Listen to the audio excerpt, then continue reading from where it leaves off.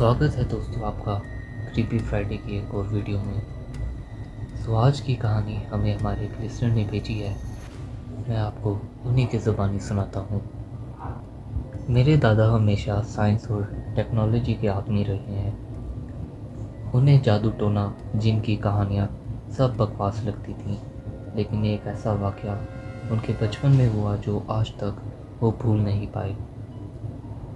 दादा के बचपन का सीन है, तब वो सिर्फ 6-7 साल के थे। उनके पड़ोस में एक लड़की रहती थी जो कहती थी कि वो जिन से बात करती है। दादा हमेशा हंसते थे और समझते ये सब नाटक है। एक दिन उनकी फैमिली और कुछ लोग उस लड़की के घर गए तो उन्होंने उससे पूछा, अगर तुम वाकई जिन से बात करती हो तो ज़रा हमें भी दिखाओ। लड़की ने आंखें बंद की और कुछ लम्हे चुप रही। फिर उसकी आवाज़ अचानक बदल गई। उसकी आवाज़ ऐसे होगी कि जैसे दो लोहे की प्लेट्स टकरा रही हों।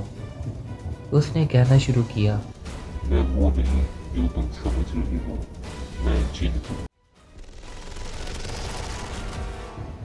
सब पहले हंस दिए, समझ गए कि ये सिर्फ एक्टिंग है। दादा ने भी दिल में सोचा यह नौटंकी है।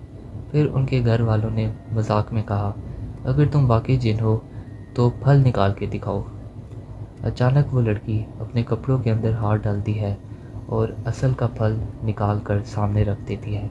सब एक दूसरे की तरफ हैरानी से देखते हैं, लेकिन दादा फिर भी कन्विंस नहीं हुए। दादा ने चैलेंज दिया, अच्छा, अगर वाकई जिन हो तो ऐसा फल ला के दो जिसका मौसम ही उबीना हो। और फिर सबकी सांसें रुक गई। उस लड़की ने फिर से हाथ अंदर डाला और एक ऐसा फल निकाला जो उस वक्त शहर में कहीं मिल नहीं रहा था। उस वक्त दादा के रगों में ठंड सी दौड़ गई। अब सब समझने लगे कि शायद ये मामला असल है। उन्होंने जिन से सवाल पूछना शुरू किए। जिन ने कहा कि वो असल में दिल्ली का था, लेकिन अब लाहौर में रहता है। उसने ये भी कहा कि ये लड़की उसकी दोस्त है और वो उसके ज़रिए इंसानों से बात करता है।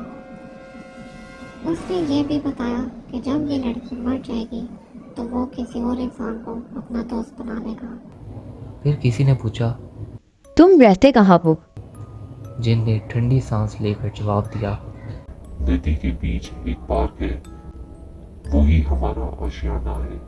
रात के वक्त वहाँ मत आना, वरना तुम कभी वापस नहीं जा पाओगे। सब खामोश हो गए। उस वक्त से लोग उस पार्क का नाम लेकर सबको वार्न करते कि रात को उधर मत जाना। कहते थे कि वहाँ रात के अंधेरों में पूरे शहर के जिन इकट्ठे होते हैं। साल गुजर गए। जब वो लड़की मर गई, दादा के जहन में ये बात फिर जागी। एक दिन दादा ने हिम्मत की और सोचा कि चल के देखते हैं कि असल में वो जिन अब भी वहाँ है या नहीं। वो पार्क तक गए, किनारे पे खड़े रहे, लेकिन अंदर कदम नहीं रखा। दादा कहते हैं, उस वक्त मुझे ऐसे लगा जैसे पार्क के अंदर से अंधेरों में से कोई मुझे बुला रहा हो, जैसे कोई कहता हो, आजा, अब तेरी बारी है। दादा डर के मारे पलट गए और फिर ज़िंदगी पर वहाँ कदम नहीं रखा। आज भी वो कहते हैं कि 95% जिन की कहानियाँ झूठी होती हैं, लेकिन वो एक मुलाकात सच्ची थी। दोस्तों, अगर आप भी हमें अपनी कहानियाँ भेजना चाहते हैं तो नीचे डिस्क्रिप्शन में दिए गए ईमेल आईडी पे आप हमें कहानियाँ भेज सकते हैं। अगर आप हमें इंस्टाग्राम पे फॉलो करना चाहते हैं तो उसकी आईडी भी नीचे ही गिवन है। अगर आपको वीडियो अच्छी लगी तो वीडियो को लाइक करें, चैनल को सब्सक्राइब करें। आपसे मिलेंगे अगली वीडियो में। खुदा हाफिज़।